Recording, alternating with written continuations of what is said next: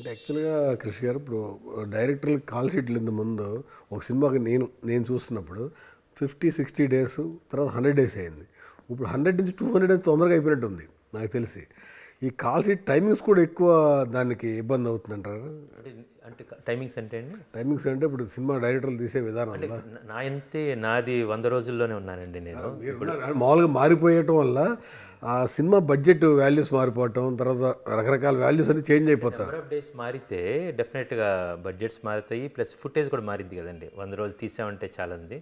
So అలా అందులో నేను ఎక్స్పర్ట్ కాదండి, అది జరుగుతుంది. But I can say that as a part of the industry ఎక్కువ నెంబర్ ఆఫ్ డేస్ ఎక్కువ బడ్జెట్ జరిగితే డెఫినెట్గా అవుతుందండి. యాక్చువల్లీ మీరు మీ కెరీర్ గమ్యం టు ఘాటి వరకు చూస్తే ఎక్కువ సినిమా చేయట్లో సెలెక్టివ్గా చేస్తున్నారు. అంటే స్పీడ్ తగ్గించాలని అసలు వద్దని మా సెగ్మెంట్ జోన్లోనే వెళ్దామని చేసుకుంటూ వెళ్తున్నారు. యూనిక్ స్టోరీ అండి. నేను ఒక కథకుడిని. నేను ఈ ఇండస్ట్రీకి వచ్చింది దేనికండి? ఓకే, చాలా ఫేమస్ అయిపోదాం, చాలా డబ్బులు సంపాదిద్దామనా? Those are secondary for me, అది వస్తున్నాయి. బట్ నేను ఈ ఇండస్ట్రీకి వచ్చింది కథ చెప్దామని. నేను ఒక కథకుడిని. మీడియం, కొంతమంది రచయితలు అవుతారు, కొంతమంది వేరే దాంట్లోకి వెళ్తారు, కొంతమంది జర్నలిజంలోకి వెళ్తారు, మీడియాలోకి డిఫరెంట్ ఉంటాయి. బట్ నేను ఇక్కడికి వచ్చింది ఒక కథ చెప్దాం అనేది. ఇది నాకు మీడియం. వచ్చినప్పుడు నేనేం చెప్పాలి? ఒక విలక్షణమైన కథ, ఒక కొత్త ప్రపంచం. ఇప్పుడు ఘాటీలాగా మనం ఇంతవరకు ఇప్పుడు ఆ ఘాటీల గురించి విన్నది లేదు.